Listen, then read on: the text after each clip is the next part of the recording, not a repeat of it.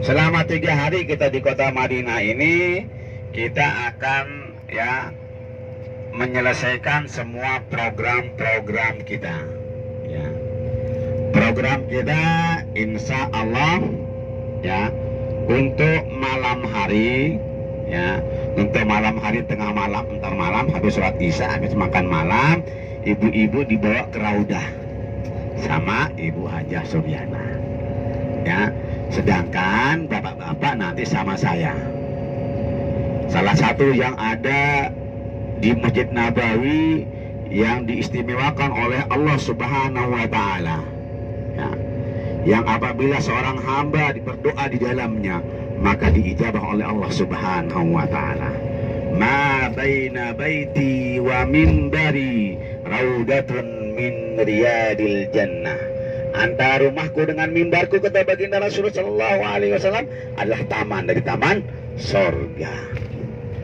Bahkan dalam riwayat yang lain, ketika seorang hamba berdoa di taman Raudah, maka Allah pun akan mencabut nyawa seorang hamba tersebut selama ketika dia berdoa di Raudah, doa-doanya itu dikabulkan oleh Allah Subhanahu Wa Taala. Oleh karena itu nanti program kita malam hari kita melakukan ziarah ke Raudah.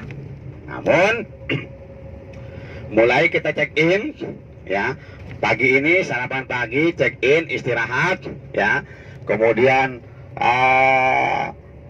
sholat zuhur, dari hotel ke haram sholat zuhur, kembali lagi ke hotel makan siang. Maka sore habis sholat asar kita jalan-jalan di sekitar Masjid Nabawi untuk memperkenalkan lingkungan. Kita akan lihat di sekitar Masjid Nabawi, apa yang ada nilai-nilai sejarah itu nanti kita ceritakan. Habis sholat asar, Ibu Susana diingatkan ya. Kemudian habis sholat isya baru kita melaksanakan ziarah ke Raudah. Kemudian besoknya baru kita ziarah ke kota, sekitar kota Madinah menggunakan bus. Pagi-pagi sekitar jam 6:30 sudah berada di lobi hotel. Begitu selesai melaksanakan salat subuh, kemudian sarapan, lalu siap-siap kita untuk melaksanakan city tour kota Madinah, sekaligus kita mengunjungi Masjid Quba. Nah, salah satu yang diberikan keistimewaan oleh baginda Rasul yang ada di kota Madinah ini adalah Masjid Quba. Di mana Masjid Quba? Maka kata baginda Rasul Shallallahu Alaihi Wasallam, siapa yang sholat di Masjid Quba, sholat di Masjid Quba 2 rakaat, maka pahalanya sama seperti pahala ibadah umroh. Coba bayangkan, Rasul Shallallahu Alaihi Wasallam ketika berada di kota Madinah tidak pernah lupa untuk berkunjung ke Masjid Quba. Selalu beliau luangkan waktu beliau itu di dalam riwayat sekali seminggu. Waktu yang beliau beli itu adalah hari Sabtu, itu berkunjung ke Masjid Quba. Insya Allah kita akan berkunjung besok pada hari Ahad, melaksanakan tur sekaligus nanti ibadah di Masjid Quba. Nah, selesai program kita ziarah, maka sekali lagi tinggal kita perbanyak ibadah. Sedangkan program-program yang tidak tercantum di itinerary bukunya, nanti itu dibaca bukunya nanti dibaca mana yang kira-kira belum terselesaikan, kita selesaikan. Nah, nanti kalau ternyata memang ada program di luar itu, memang ada program di luar itu, nanti dikoordinasikan sama Bu Haji Nanti kalau memang ada program di luar program daripada itinerary, silakan dikoordinasikan sama Ibu Hajah Suryana. Ibu dan Bapak yang dirahmati Allah Subhanahu wa Ta'ala, selanjutnya ibu-ibu dan bapak-bapak, nanti ketika berada di kota Madinah, ya, saya sarankan selalu bawa ID card-nya ya. Ini sebagai tanda ID card ya, identitas kita, pengganti paspor, karena paspor nanti begitu sampai di hotel ya disimpan sama muasasah. Ya, sama muasasah nanti diambil ya, terus kemudian dikontrol sama muasasah, dan kita sebagai gantinya adalah ID card. ID card ini selalu dipasang ya. Lalu untuk ke masjid ya, setiap keluar jangan lupa bareng-bareng, jangan sendiri-sendiri. Takutnya nanti kalau sendiri itu takutnya nanti suka begitu pulang lupa arah hotel. Karena apa?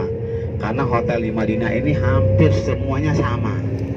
Ini di sebelah kanan kita masjid yang kuburan daging, di mana keluarganya Rasul, para sahabat ya itu dimakamkan di sini. Nanti sore setelah sholat asar nanti kita jalan-jalan ke sini nanti.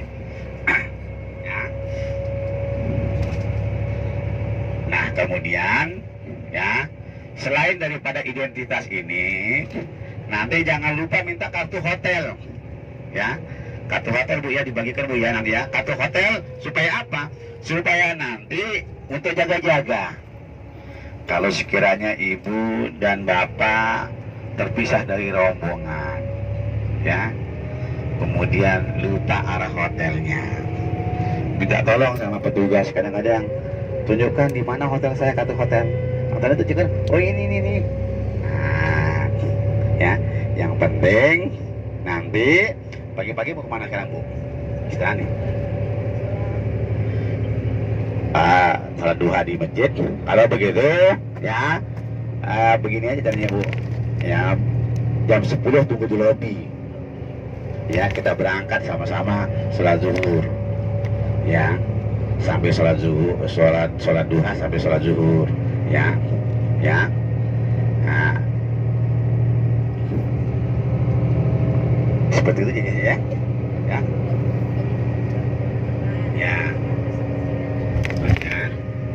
Kita istirahat dulu tuh langsung ini.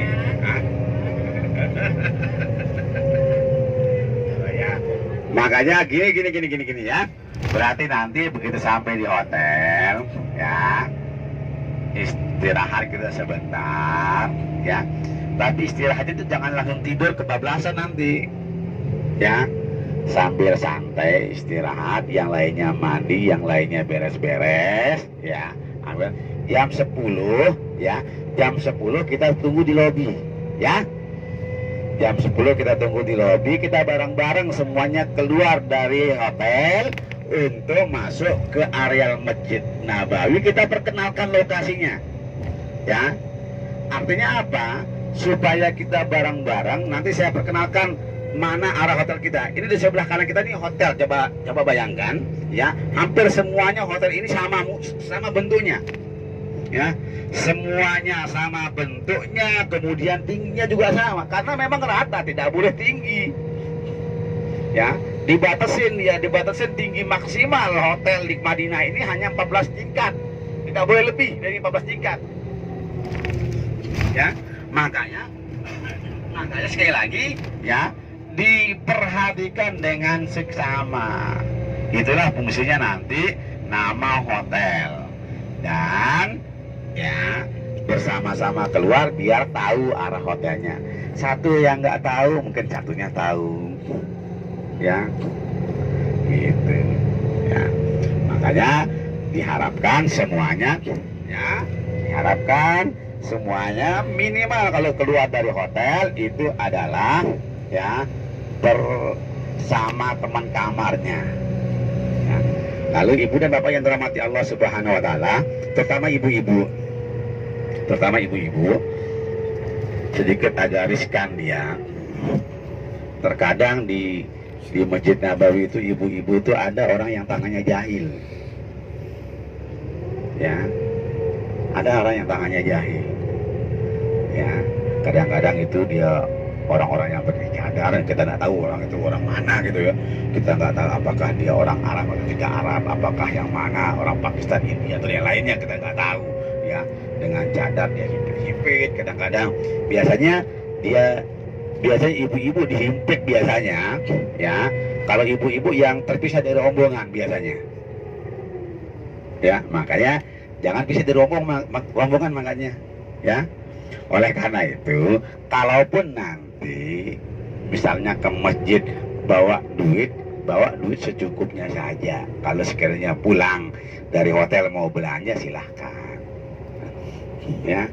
Sering terjadi kadang-kadang ya ketika bawa jamaah ada saja kadang-kadang ibu-ibu dan bapak-bapak yang suka kehilangan, tapi memang ya kita kembalikanlah kepada Allah seperti itu ya. Mungkin sebatas itu rezekinya ya. Mau ngomong apa kita kalau sudah seperti itu ya. Tapi itulah kejadian-kejadian yang berada di kota Madinah, supaya kita dianjurkan berhati-hati ya. Kita sudah sampai di hotel ya. Sekali lagi, bentar lagi kita sudah sampai di hotel. Silahkan turun dari hotel, kemudian